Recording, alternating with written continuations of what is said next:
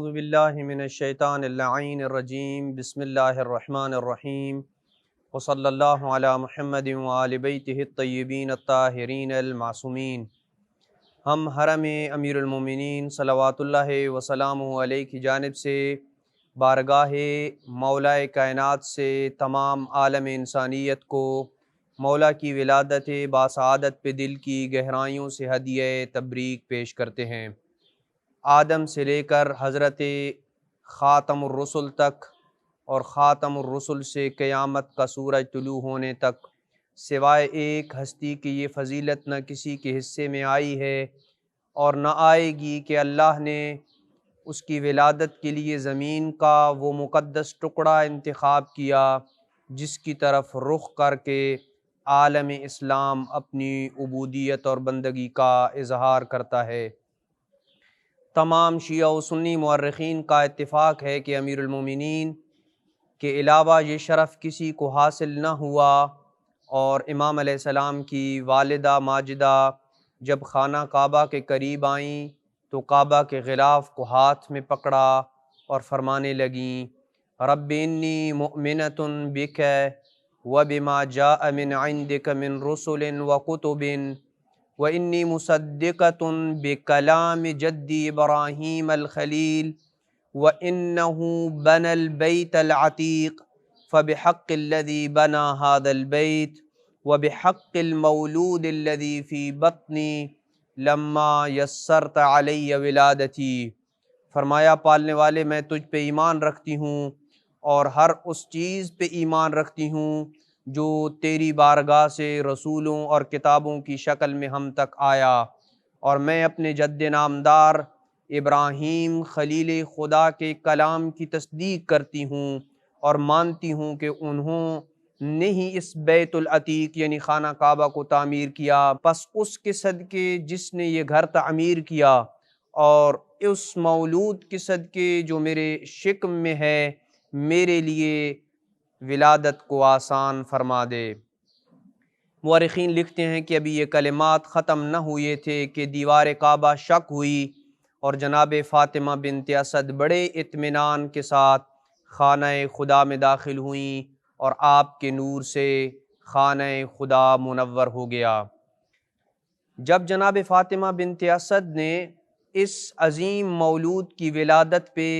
اتنا عظیم الشان الہی اہتمام دیکھا تو اپنے اس فرزند نامدار کا نام حیدر رکھا، جبکہ جناب حضرت ابو طالب مسجد الحرام میں اپنے رب سے یہ مناجات کر رہے تھے، خدا اس بچے کا نام خود ان پر الہام کر دے، یعنی خود حضرت ابو طالب پہ الہام کر دے۔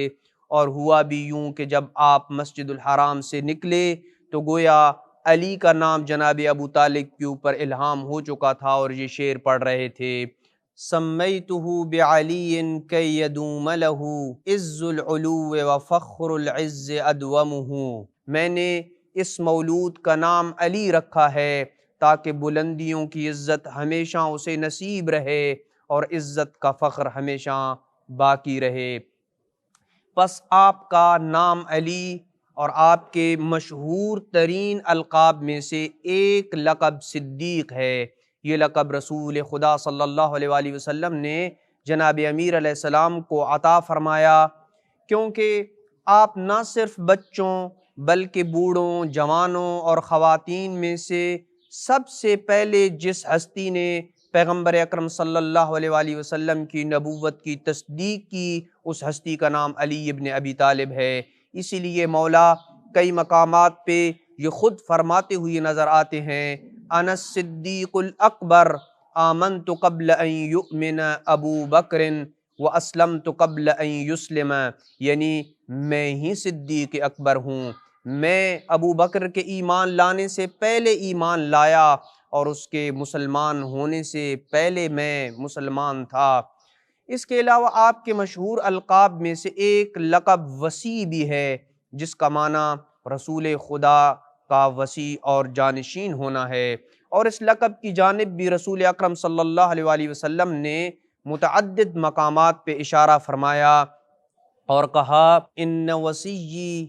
وموضع سری وخیر من اترک بعدی وینجز عدتی ویقضی دینی علی بن ابی طالب۔ بے شک میرا وسیع، میرا ہمراز، میرا اپنے بعد چھوڑا ہوا سب سے بہتر، وہ جو میرے وعدے نبھائے گا، وہ جو میرے قرض چکائے گا، وہ سوائے علی ابن ابی طالب کو کوئی اور نہیں ہے۔ امام علیہ السلام کے القاب میں سے ایک لقب فاروق ہے۔ فاروق کا مطلب ایسی ہستی جو حق و باطل کے درمیان حد فاصل کا کردار ادا کرتی ہے، حق اور باطل کو باہم جدا کرتی ہے۔ اور قسم بخدا اس پوری کائنات میں میزان حق و باطل ابو طالب کے لخت جگر کے سوا کوئی نہیں، کیونکہ رسول خدا صلی اللہ علیہ وآلہ وسلم نے اس حد تک کہہ رکھا ہے، جسے شیعہ سنی مورخین نے لکھا ہے، الحق مع علی وعلی مع الحق اللہم ادر الحق حیث دار علی، کہ علی حق کے ساتھ ہے اور حق علی کے ساتھ ہے، اے اللہ حق کے دھارے کو ادھر موڑ دے جدھر علی ابن ابی طالب مڑیں۔ مولا کے اس لقب فاروق کے حوالے سے رسول خدا صلی اللہ علیہ وآلہ وسلم کی انتہائی خوبصورت اور جاذب حدیث ہمیں کتب تواریخ میں ملتی ہے کہ جناب ابو ذر اور سلمان کا بیان ہے کہ رسول خدا صلی اللہ علیہ وآلہ وسلم نے اپنے بھائی مولا علی کا ہاتھ تھاما اور فرمایا، ان ھذا اول من آمن بی وھذا اول من یصافحنی یوم القیامہ وھذا الصدیق الاکبر وھذا فاروق ھذہ الامہ یفرق بین الحق والباطل۔ یہ پہلا وہ شخص ہے جو مجھ پہ ایمان لایا، اور یہی وہ پہلا شخص ہوگا جو روز قیامت مجھ سے مصافحہ کرے گا۔ یہی صدیق اکبر ہے، یہی فاروق امت ہے جو حق و باطل کے درمیان فرق کو واضح اور نمایاں کرے گا۔ اہل سنت کے معتبر ترین مصادر میں یہ روایت درج ہے کہ ابو لیلہ غفاری نے کہا کہ میں نے رسول اکرم صلی اللہ علیہ وآلہ وسلم کو یہ کہتے ہوئے سنا کہ آپ نے فرمایا، سَتَكُونُ مِن بَعْدِ فِتْنَةٍ فَإِذَا كَانَ ذَلِكَ فَالْزَمُوا عَلِيَّ بْنَ أَبِي طَالِبٍ فَإِنَّهُ أَوَّلُ مَنْ آمَنَ بِي وَأَوَّلُ مَنْ يُصَافِحُنِي يَوْمَ الْقِيَامَةِ وَهُوَ الصِّدِّيقُ الْأَكْبَرُ وَهُوَ فَارُوقُ هَذِهِ الْأُمَّةِ۔ فرمایا میرے بعد فتنے پیدا ہوں گے، پس جب وہ فتنے جنم لیں تو علی کا دامن مضبوطی سے تھام لینا، کیونکہ یہ وہ پہلا شخص ہے جو مجھ پہ ایمان لایا، یہی پہلا شخص ہوگا جو روز قیامت مجھ سے مصافحہ کرے گا، یہی علی ابن ابی طالب صدیق اکبر ہے اور یہی اس امت کا فاروق ہے۔ آپ کے القاب میں سے ایک معروف لقب یعصوب الدین بھی ہے، اور اگر یعصوب کی وضاحت کی جائے تو اس کا ظاہری معنی شہد کی مکھیوں میں پائے جانے والے نر کو یعصوب کہا جاتا ہے، اور اس کی مناسبت سے ہی پھر کسی قوم کے سردار کو یعصوب کہا جانے لگا۔ رسول اکرم صلی اللہ علیہ وآلہ وسلم نے جب جناب امیر علیہ السلام کو اس لقب سے نوازا تو آپ کی طرف اشارہ کرتے ہوئے فرمایا، ھذا یعصوب المؤمنین، علی مومنوں کا سردار ہے، والمال یعصوب الظالمین، اور مال ظالموں کا سردار ہے۔ ابو سعد راوی کا نام ہے، کہتے ہیں کہ میں جناب امیر علیہ السلام کے پاس گیا تو دیکھا کہ آپ کے سامنے سونا پڑا تھا۔ امام علیہ السلام نے مجھے دیکھا تو فرمایا، انا یعصوب المؤمنین، میں مومنوں کا سردار ہوں، وَهَذَا یعصوب المنافقین، سونے کی طرف اشارہ کر کے کہا کہ یہ سونا، یہ دنیا کا مال و متاع، یہ منافقوں کا سردار ہے۔ مومنین مشکلات میں مجھے ذریعہ تحفظ بناتے ہیں، وَبِهَذَا يَلُوذُ الْمُنَافِقُونَ، اور منافقین دنیا کے مال و متاع کو اپنی نجات کا ذریعہ سمجھتے ہیں۔ آپ کے مشہور القاب میں سے ایک لقب ولی ہے، جو آپ علیہ السلام کو اس وقت عطا ہوا جب آپ نے حالت رکوع میں انگوٹھی فقیر کو دی اور خدا نے آپ کے اعزاز میں آیت ولایت کو نازل کیا، انما ولیکم اللہ ورسولہ والذین آمنوا الذین یقیمون الصلاة ویؤتون الزکاة وہم راکعون۔ اس آیت کے علاوہ رسول خدا نے بھی بار بار اس لقب ولی کی طرف اشارہ کیا اور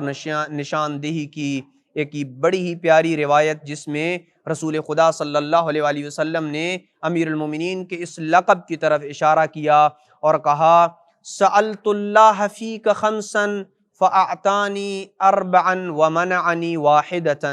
اے علی، میں نے اللہ سے آپ کے لیے 5 چیزیں مانگیں جن میں سے اللہ نے مجھے 4 عطا کی لیکن ایک چیز دینے سے مجھے محروم رکھا۔ سألت اللہ ان یجمع علیک امتی فابا علی۔ جس چیز سے مجھے محروم رکھا وہ یہ تھی کہ میں نے اللہ سے مانگا تھا کہ یہ میری پوری امت علی کے اوپر جمع ہو جائے، تو اللہ نے مجھے یہ عطا کرنے سے انکار کر دیا کہ یہ ہو نہیں سکتا کہ پوری کائنات علی کے اوپر جمع ہو جائے، اس لیے کہ اگر پوری کائنات علی کی محبت اور ولایت پہ جمع ہو جاتی تو پھر نہ دوزخ خلق ہوتی اور نہ ہی حساب و کتاب ہوتا۔ سألتہ فأعطانی فیک اول من تنشق الارض عنہ یوم القیامہ وانت معی ومعک لواء الحمد وانت تحملہ۔ اے علی، میں نے اللہ سے تیرے لیے یہ مانگا کہ اللہ مجھے یہ عطا کرے کہ آپ پہلے وہ شخص ہوں جس سے بروز قیامت زمین شگافتہ ہو، یعنی جو قبر سے سب سے پہلے باہر آئے گا، آپ میرے ساتھ ہوں گے، آپ کے ہاتھ میں لوائے حمد ہوگا جسے آپ اٹھائے ہوئے ہوں گے۔ اور اس جملے میں لقب کی طرف اشارہ ہے وَأَعْطَانِي أَنَّكَ وَلِيُّ الْمُؤْمِنِينَ بَعْدِي۔ اور ایک چیز جو اللہ نے مجھے عطا فرمائی وہ یہ تھی کہ آپ کو میرے بعد مومنین کا ولی قرار دیا۔ نسائی نے اپنی کتاب خصائص النسائی میں لکھا ہے کہ کچھ لوگوں نے رسول خدا صلی اللہ علیہ وآلہ وسلم سے علی ابن ابی طالب کی شکایت کی تو رسول خدا صلی اللہ علیہ وآلہ وسلم کے رخ اقدس پہ غضب کے آثار نمودار ہوئے اور آپ نے فرمایا ما تريدون من علی ان علیا منی وانا منہ وہو ولی کل مؤمن من بعدی۔ آپ علی سے کیا چاہتے ہو؟ علی مجھ سے ہے اور میں علی سے ہوں، اور علی میرے بعد ہر مؤمن کا ولی ہے۔ اور اس سے بڑھ کے وہ لقب جو آپ کا رسمی اور فقط آپ کے ساتھ مختص لقب ہے، جو آپ کے علاوہ کسی اور کو نصیب نہ ہوا اور نہ ہی کسی اور کو اس لقب سے پکارنا درست قرار پایا، وہ لقب امیر المؤمنین ہے۔ انس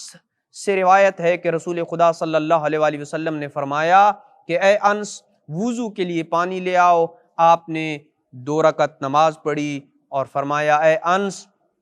اول من يدخل عليك من هذا الباب امیر المؤمنین وسید المسلمین وقائد الغر المحجلین وخاتم الوصیین۔ اے انس، سب سے پہلا شخص کہ جو اس دروازے سے ابھی داخل ہوگا وہ امیر المومنین ہوگا، وہ مسلمانوں کا سردار ہوگا،